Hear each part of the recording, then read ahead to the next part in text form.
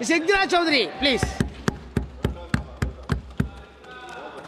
धन्यवाद सभापति महोदय। आज मैं यूनियन बजट 25-26 पर अपनी बात रखने के लिए खड़ी हूँ। भारत के संविधान के आर्टिकल 38 भारत को एक वेलफेयर स्टेट के तौर पर पेश करता है और सरकार की जिम्मेदारी है कि बजट और उससे जुड़ी वेलफेयर स्कीम्स के जरिए इन आर्टिकल्स को हकीकत में लाया जाए। इसलिए यूनियन बजट सिर्फ एक आंकड़ों की किताब नहीं, बल्कि सरकार की प्राथमिकता और वेलफेयर स्टेट के संविधान से जुड़ी वफादारी का आईना है। सरकार की जिम्मेदारी है कि इकोनॉमिक पॉलिसीज, जिनमें बजट भी शामिल है, ऐसी बनाए जाए जो गैर बराबरी को कम कर सके और सबसे ज्यादा गरीब वर्ग को सहारा दे। बजट वो लाइफलाइन है जिससे शिक्षा, स्वास्थ्य, पेयजल, सोशल सिक्योरिटी, SC/ST माइनॉरिटी, गरीबों की भलाई के लिए स्कीमें चलाई जाती है। मगर ये बजट को देखकर महसूस होता है कि ये भविष्य के निर्माण से ज्यादा हेडलाइन बटोरने का एक दस्तावेज है। इससे सबसे ज्यादा प्रभावित होने वाली वही लोग पीछे छूट रहे हैं जिन्हें सरकार के सहारे की सबसे ज्यादा जरूरत थी।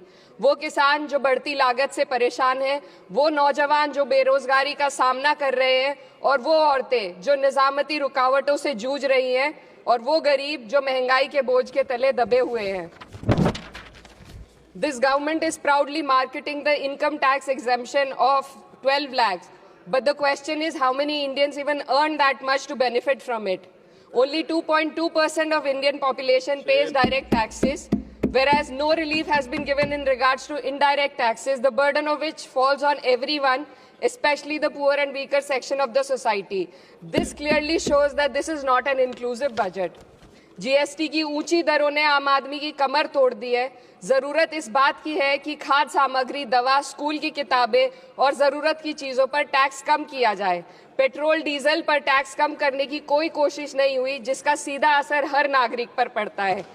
आर्टिकल 41 कहता है कि सरकार को ये कोशिश करनी चाहिए कि वो अपनी इकोनॉमिक हालात और रिसोर्सेज के हिसाब से लोगों को रोजगार दे। इस बजट ने बेरोजगारी दूर करने की दिशा में कोई ठोस उपाय नहीं दिया है।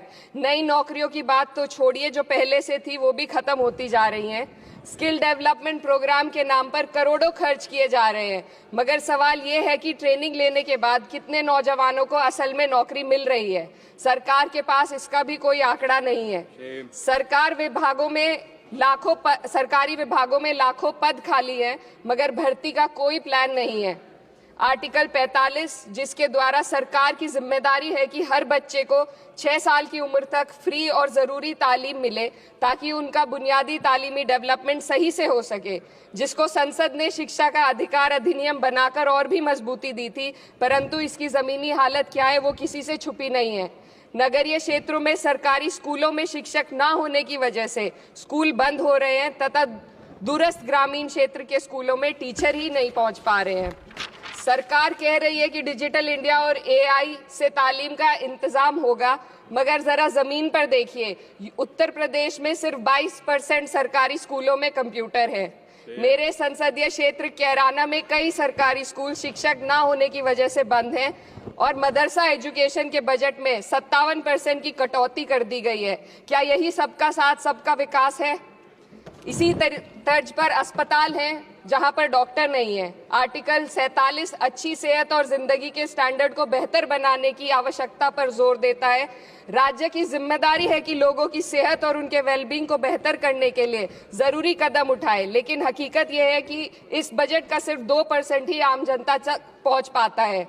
शामली जिले में 84 डॉक्टर की पोस्ट स्वीकृत है, मगर सिर्फ 29 डॉक्टर काम कर रहे हैं और गायनोकोलॉजिस्ट मात्र 1 है। दवाइयों की कीमतें बढ़ती जा रही हैं, मगर गरीबों के लिए कोई राहत नहीं है।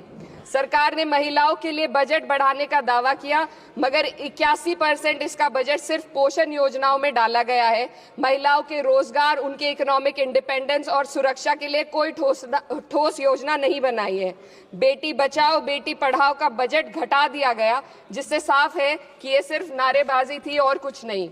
किसानों की बदहाली हम सबके सामने है, लगातार चलती आ रही है। 2016 में कहा गया था कि 2022 तक किसानों की आमदनी दोगुनी होगी, मगर 2025 आ गया और एमएसपी पर कोई ठोस गारंटी आज भी दी नहीं गई है। गन्ना किसानों का बकाया अब तक नहीं मिल पा रहा है, और तो और उत्तर प्रदेश में अभी तक गन्ना मूल्य भी तय नहीं किया गया है। डीएपी, यूरिया और खाद की कमी से परेशान किसान आज भी सड़क पर प्रदर्शन कर रहे हैं। मजदूरों के लिए जो सबसे बड़ी योजना मनरेगा थी, सरकार कहती है कि मनरेगा ग्रामीण भारत की रीढ़ है, मगर बजट में कोई भी बढ़ोतरी नहीं मिलना बहुत शर्मसार है।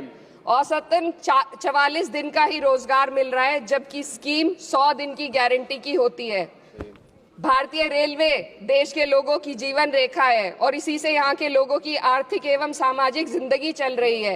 देश के हर हिस्से को रेल कनेक्टिविटी से जोड़े जाना सरकार की कल्याणकारी नीति का हिस्सा है। मेरे संसदीय क्षेत्र कैराना के रेलवे से जुड़ी 2 मांगे लंबे समय से लंबित हैं। दिल्ली शामली सहारनपुर रेल लाइन का दोहरीकरण और पानीपत शामली मेरठ लाइन का सर्वे अति शीघ्र ही कराए जाने की बहुत पुरानी मांग को बजट में शामिल किया जाना चाहिए। देश भर में बिजली की दरें बेहद असमान हैं। उत्तर प्रदेश में ये दरें बहुत ज्यादा हैं। देश भर में एक समान बिजली दरें लागू करने का प्रावधान किया जाए। रिवैम्प योजना में हर घर तक बिजली पहुंचाने के लिए एलटी लाइन बनाने का प्रावधान भी जोड़ा जाए। कृषि उपकरणों व खाद डीएपी को जीएसटी से मुक्त किया जाए। किसानों की एमएसपी की मांग को पूरा करने के साथ साथ उत्तर प्रदेश के किसानों को गन्ना मूल्य निर्धारण पिछले वर्ष से बढ़ाकर किया जाना बेहद जरूरी है। जनपद शामली व मुजफ्फरनगर को एनसीआर में तो शामिल किया गया है, परंतु वहां पर कोई विकास नहीं हुआ तथा उसको कोई भी लाभ नहीं मिला है। वहां के लोग सिर्फ प्रदूषण के बाध्यकारी नियमों से परेशान हैं, इसलिए दोनों जनपदों को एनसीआर की सीमा से बाहर किया जाना चाहिए। मेरे संसदीय क्षेत्र में मैं कुछ चीज़ें बजट स्पीच में ऐड करना चाहती हूँ। एक, ट्रॉमा सेंटर और ज़िला अस्पताल के अपग्रेडेशन की भी मांग है। जनपद शामली और सहारनपुर में एक महिला डिग्री कॉलेज खोला जाए। कैराना में सर जस्ट कंक्लूडिंग, यमुना नदी के घाट पर सौंदर्य कार्य का भी कार्य जोड़ा जाए। जनपद शामली में टेक्सटाइल पार्क की स्थापना की जाए और जो संसद निधि है, सांसदों को केवल 5 करोड़ रुपए दिए जाते हैं और एमएलए, उत्तर प्रदेश के एमएलए को भी 5 करोड़ दिए जाते हैं। हमारी मांग है या तो इसे बढ़ाकर 25 करोड़ किया जाए या फिर सिरे से खारिज किया जाए। The union budget was an opportunity to address the pressing. Sir, just 1 minute. Please, 2 more speakers are in your party. Sir, just pressing concern of India's citizen, rising unemployment, soaring inflation, crumbling public services, and deepening rural distress. Yet, instead of offering real solution, the government has focused on optics and half measures. While tax relief for the middle class is welcome, it does nothing for the millions who earn too little to benefit from it. Education remains underfunded, rural employment stagnates, and farmers continue to struggle without meaningful support. The delays in conducting the census and caste census further exposes the government's disregard for data-driven policy making and social justice. India needs a budget that prioritizes its people, not just its economic headlines, a budget that invests in human capital, strengthens social security, and ensures dignity and stability for all. But what we have instead is another missed opportunity, one that fails the poor, the youth, the farmers, and the women of this country. Budget प्रस्ताव पर अपने विरोध को मैं 2 पंक्तियों में आपके सामने रखना चाहूंगी। बेदम हुए बीमार दवा क्यों नहीं देते? बेदम हुए बीमार दवा क्यों नहीं देते? तुम अच्छे मसीहा हो, शिफा क्यों नहीं देते? मिट जाएगी मखलूक तो इंसाफ करोगे, मुंसिफ हो तो हश्र उठा क्यों नहीं देते?